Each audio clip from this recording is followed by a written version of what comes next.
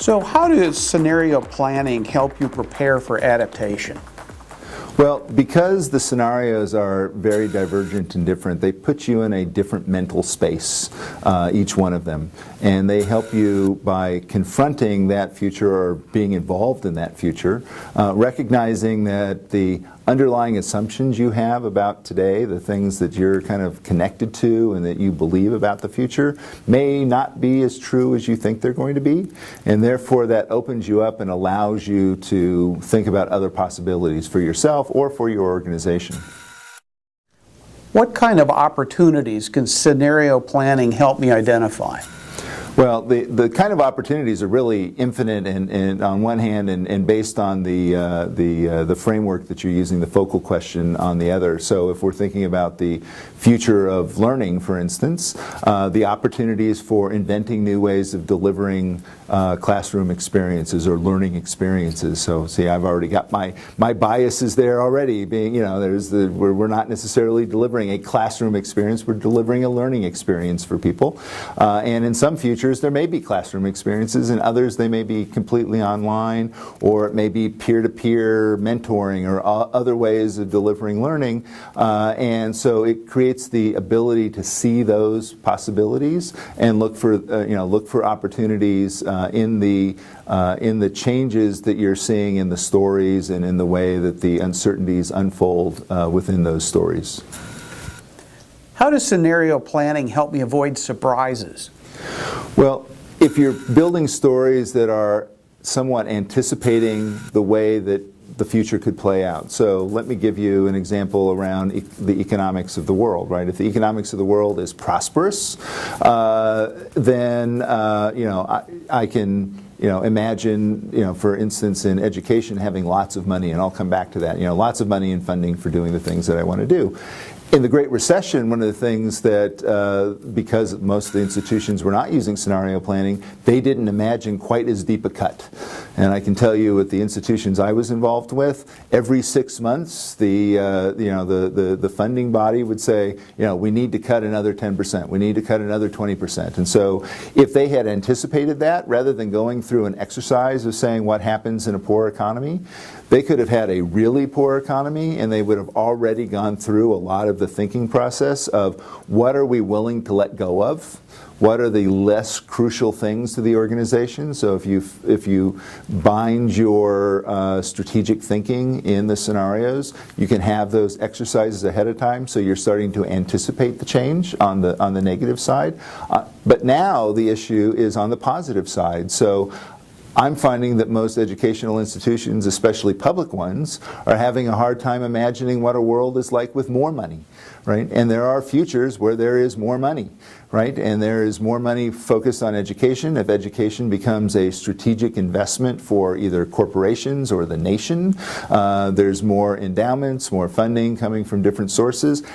The strings attached to that are perhaps uncertain, but there's more money and more ways of doing things, and they're having an issue of thinking about a positive future. And so, if they're surprised at some point, and I've actually done this as a slight test before, if they're surprised by more money, some of the institutions go, oh, we'll reestablish these programs that we had to cut in the past, which to me, from a strategic standpoint, is not the right answer. The right answer is what programs should we be funding for the future state that we see, and the scenarios can help you determine what those future program investments might be, and they might be very different than the programs that you cut in the past. And so they help, scenarios help you avoid surprises on the negative side, as well as surprises on the positive side, by helping you both think through that process ahead of time before you confront either one of those issues. How does scenario planning help me understand the implications for different scenarios, different futures that might be coming at us? Well, one of the cores of scenario planning is taking the stories and the logic of the future and thinking about what that future might mean for the particular question on the table. So in this case, what does learning look like in 2030?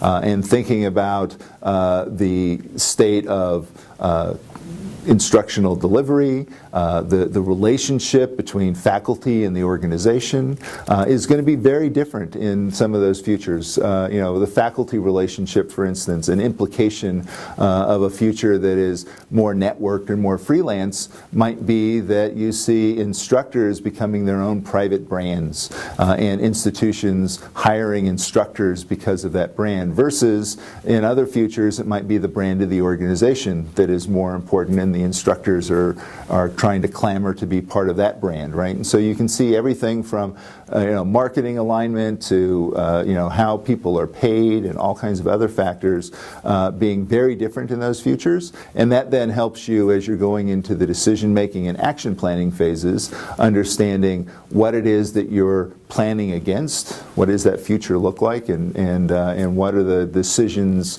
what's the context of the decisions that you're making, and how do you then best make a decision that is designed to help your organization succeed and thrive in the future that you're given versus the one that you may want, right? And so that's a key piece of scenario planning, is planning for the future you're given and not just the one that you hope happens. How can scenario planning help us test our assumptions, test the common wisdom of today? Well, as you build out the stories, part of their role is to give you, for each one of those things that you would consider common wisdom. And I don't want to necessarily speculate on what the common wisdom is that you hold, but let's say that tablet computing is going to be the future of computing.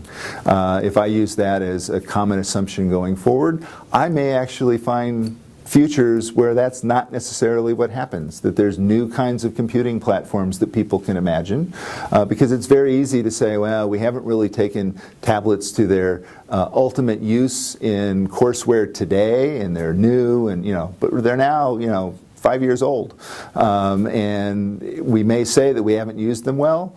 But we're also now watching innovations from new big information spaces to even smaller modular technologies. Companies are now coming out with smartphones that plug into tablets. What if you had smartphones that plugged into walls, right? So there's different things that you can imagine that could happen on the technology front. And so just taking that assumption of tomorrow is an extrapolation of today, gives you, only a limited view of the future. What we're trying to do with scenarios is give you a very disruptive view of the future that then you can, as you're looking at your assumptions about that future, you're going, okay, well, maybe I didn't think far enough or hard enough. And for most people, this isn't their day-to-day job. Their job is not to think strategically about how to challenge themselves. But when they're brought into a scenario project that's designed to help the organization think about, plan, envision, and engage actively with its future, it then becomes part of their job.